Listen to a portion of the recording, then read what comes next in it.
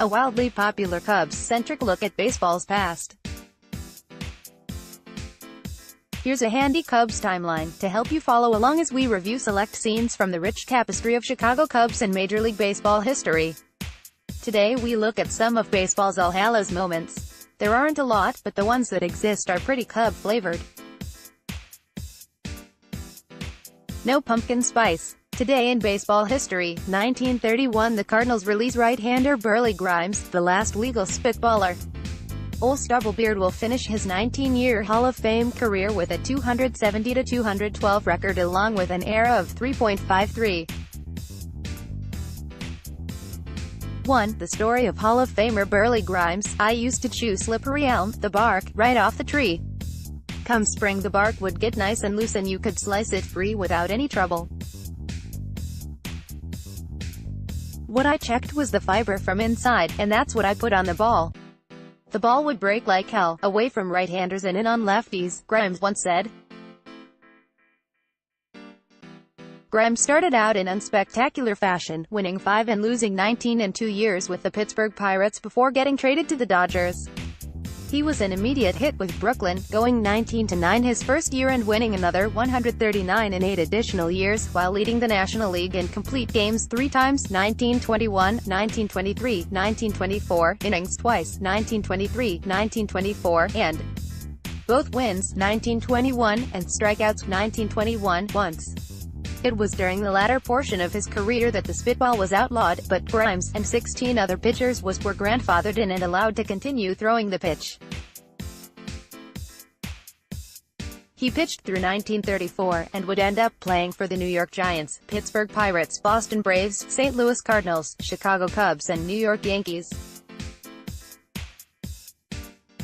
His most noteworthy effort came in his second stint with the Pirates in 1928 when he again paced the NL in wins, 25 games, 48 complete games, 28 and innings pitched 330.2. In 1931 as a member of the St. Louis Cardinals, Grimes claimed his first and only championship, as he won both of his starts in the World Series versus the Philadelphia Athletics. 5. The only time I was ever scared in my life was one time when Burleigh threw at me on a 3-0 count. Frankie Frisch 5-1995 Retired second baseman Ryne Sandberg announces that he will return to the major leagues in 1996.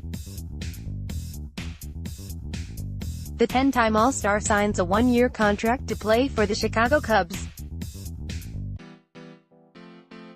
3. 2005 On Halloween night, former Red Sox general manager Theo Epstein, on the night of his resignation, eludes the media parked outside Fenway Park disguised in a gorilla suit. At a future charity event, the hairy costume will be auctioned and will make $11,000 for the Jimmy Fund and Theo's Foundation, to be named later. 1. 2011 Although offered approximately $4.5 million for a 3-year extension, 4 times the amount of his previous salary, Theo Epstein decides to leave the Bo Sox after being the youngest general manager to lead a team to a world championship. The split with team president Larry Lucchina, who hired the 18-year-old Yale undergraduate as an Oriole intern, gave him a position with the Padres before bringing the boy wonder to Boston, takes the Red Sox nation by surprise. 1. 2014 The Cubs dismissed manager Rick Renteria, who, according to GM Theo Epstein, deserved to come back for another season. The availability of Joe Maddon, announced as the team's new skipper an hour after Renteria's dismissal, puts an end to the first-year skipper's managerial career in Chicago.